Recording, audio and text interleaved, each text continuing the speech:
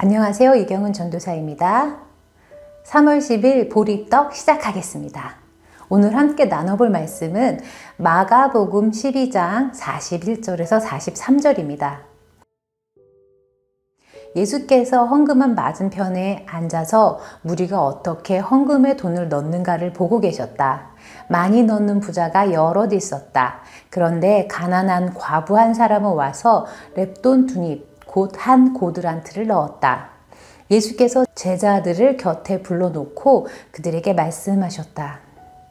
내가 진정으로 너희에게 말한다. 헌금에 돈을 넣은 사람들 가운데 이 가난한 과부가 어느 누구보다도 더 많이 넣었다. 리테일 세라피라는 말이 있습니다. 쇼핑으로 기분 전환하는 것을 말하는데요. 저도 역시 기분이 우울해지거나 알게 모르게 인터넷 쇼핑을 하고 있는 제 자신을 발견하게 됩니다. 아마 여러분도 많이 해보셨을 거예요. 근데 이게 잠시일 뿐이지 그 허전함은 채워지지 않더라고요. 소비욕, 탐욕 이런 것들은 꺼지지 않는 불꽃과도 같습니다. 한 연구에 의하면 소비로 기분 전환하려 해도 현대인들의 분노 지수가 낮아지지 않는다는 보고가 있다고 하네요. 그 이유가 바로 손발을 움직여 깎고 만드는 생산적인 노동의 보람을 느끼기 어려운 세상에 살고 있기 때문이라고 합니다. 눈앞에 보이는 것은 많아지고 빈부격차는 커지고 자신의 욕망을 자신이 감당할 수 없는 그 이상의 소비를 하면서 채워보려고 하지만 결코 만족할 수는 없습니다. 그래서 삶은 더 무의미하게 느껴지고 공허해지고 이런 악순환은 반복됩니다.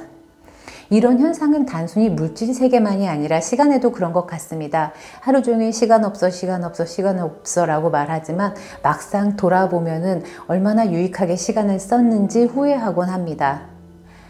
로마 철학자 세네카는 이런 말을 했다고 합니다.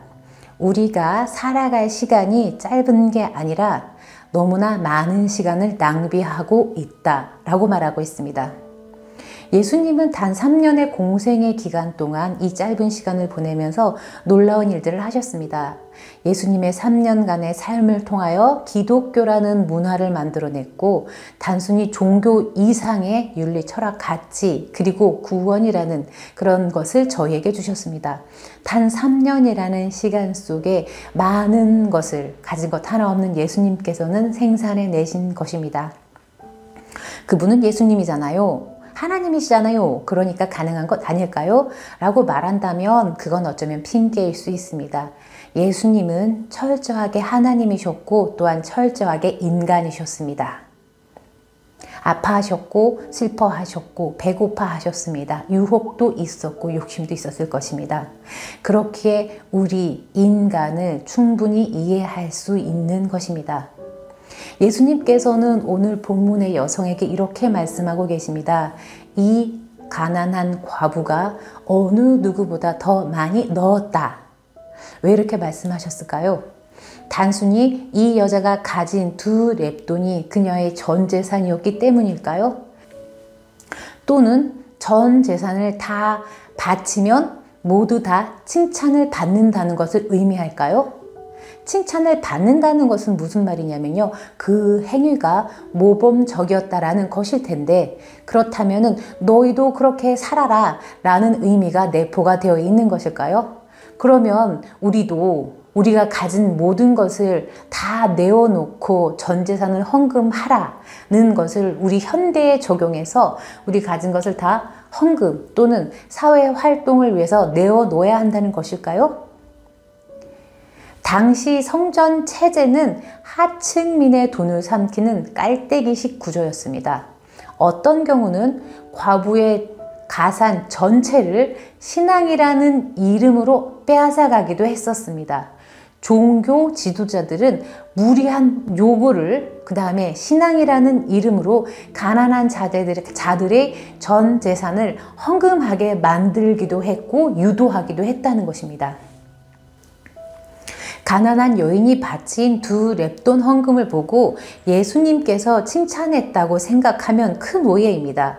예수님의 입안은 이 가난한 과부가 어느 누구보다도 더 많이 넣었다는 것은 이런 상황이 닥친 가난한 이들의 순수한 신앙과 성품을 희롱하는 성전 체제와 식민 지배에 대한 노여움의 표현이었습니다. 성전이 진정 보살펴야 했던 계층을 확인하는 대목이기도 합니다. 이 가난한 과부가 그 누구보다도 많이 넣었다. 너희는 언제까지 저런 가난한 과부에게 이런 무거운 짐을 쥐어 너희 뱃속만 채우려고 하느냐? 라는 물음이신 것입니다. 40절에 보면 뭐라고 나와 있냐면요. 그들은 가난한 과부의 가산을 삼키고 남에게 보이려고 길게 기도한다. 이런 사람들이야말로 더 엄한 심판을 받을 것이다 라고 말을 합니다. 그리고 이 가난한 과부의 이야기가 나옵니다. 그리고 13장으로 넘어가면 그 헌금을 지은 성전을 보고 말합니다. 예수께서 성전을 떠나가실 때에 제자들 가운데 한 사람이 예수께 말하였다. 선생님 보십시오. 얼마나 굉장한 돌입니까? 얼마나 굉장한 건물들입니까? 예수께서 그에게 말씀하셨다. 너희는 이 큰 건물들을 보고 있느냐? 여기에 돌 하나도 돌 위에 남기지 않고 다 무너질 것이다. 이 아름다운 성전을 향해 저주하십니다. 돌 하나도 돌 위에 남기지 않겠다고 말씀하십니다. 이는 당시의 사회 구조, 종교 체제를 역설적으로 비판하시는 것입니다. 가여운 저 여인에게 전 재산을 낼 수밖에 없었던 시대를 비판하시는 말씀인 것입니다. 그런 저 여인을 안타까워하시는 표현이 이것인 것입니다. 그래서 말씀하시는 것입니다. 이 가난한 과부가 어느 누구보다도 더 많이 넣었다. 가난한 자들의 돈을 다 끌어모아다가 아름다운 성전을 지은 종교 지도자들의 탐욕과 이런 과부의 헌물로 화려하게 꾸며진 성전을 심판하는 내용인 것입니다. 예배당은 예배당일 뿐입니다. 성전이 아닙니다.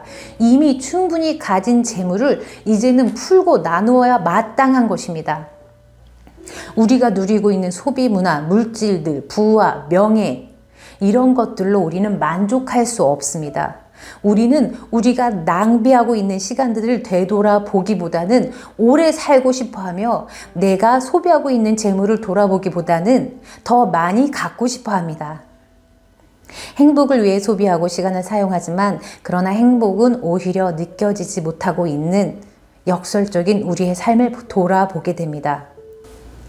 예수님 당시 거짓 종교 리더들이 가난한 자들의 물질을 갈취하여 본인의 부를 누리기에 바빴다면 우리가 살고 있는 이 시대는 개인의 만족과 행복과 욕망을 채우라고 부추기면서 만족할 수 없는 방법들만 제시하고 있는지 모릅니다.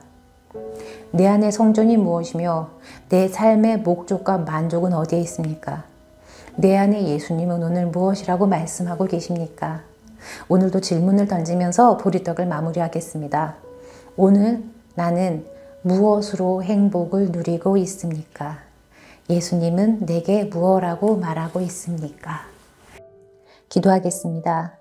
오늘 예수님께서 보여주신 그 마음, 저희가 그 마음을 배우기 원합니다. 진정한 행복이 무엇이며 그리스도인으로 살아가는 것이 무엇인지 다시 한번 돌아보게 하시고 내가 누리고 있는 많은 것들에 감사하게 하시며 삶의 목적을 바르게 세울 수 있게 인도하여 주시옵소서. 감사드리며 예수님의 이름으로 기도드립니다. 아멘.